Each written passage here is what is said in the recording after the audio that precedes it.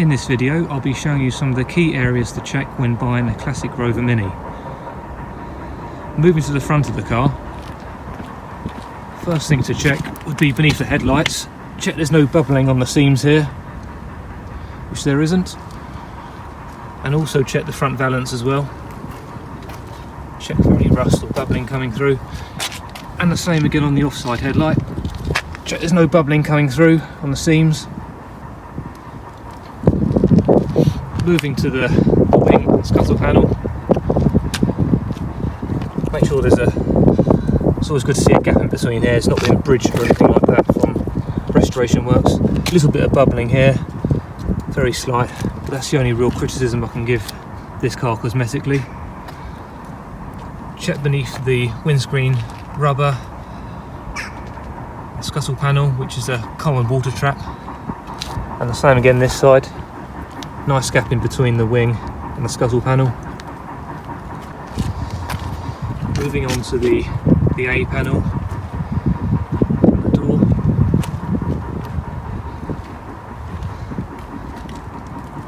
Nice even gaps between the panels. Check underneath. It's got the correct vented seals. Your hand behind one of the vents, you can feel there's a gap there, which there should be. No over seals. Jacking point there, and the rubber above the sills nice and straight as well. There's no bobbling or anything like that. Moving on to the doorstep, no bubbling there, all good. As you can see on the cross member on this car, it's got a plaque there from John Cooper Garages with the conversion number, in this case Mini World 97001. Moving on to the back.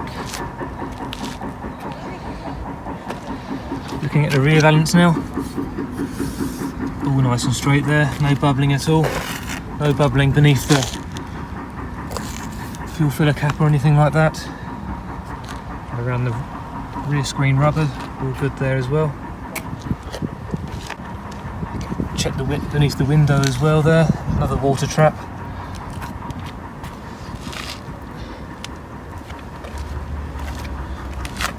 And again, checking the seals this side as well. The correct vented seal, you can feel the gap there, jacking point.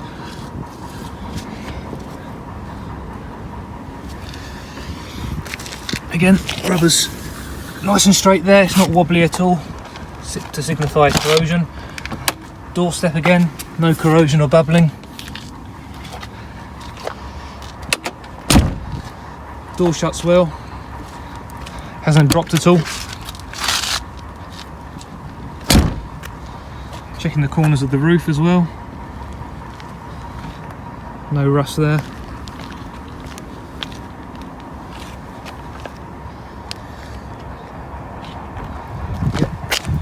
Fine condition. Moving on to underneath the bonnet now. We'll start with a slam panel.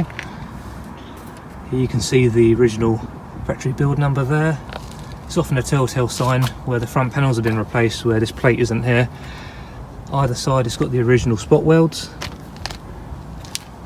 and on the near side here as well it's got the original air box there. Often they're replaced with K&N cone air filters. I won't check in this video, but it's best to check the oil as well. Moving on into the boot.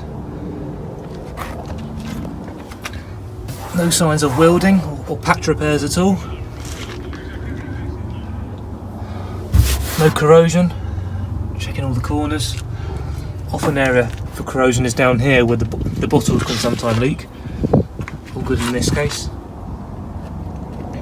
And lastly, we move on to the interior. We'll start off by checking the corners of the windscreen, the bottom corners, where they're often poorly repaired or there's corrosion coming through, but there's nothing in this case.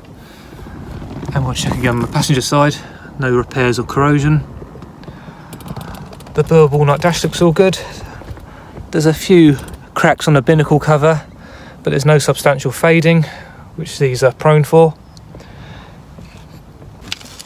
The leather seats and carpets and headlining's all good. No tears.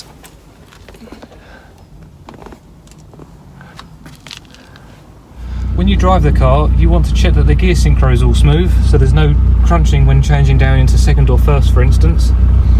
Also, once the car's warmed up, you want to check there's no overheating and that it's idling around 1000 RPM. That's all for this short video, but if you have any further questions about what to check for when looking to buy a classic Rover Mini, or if you'd like further information on this Mini, which is currently for sale, please visit my website.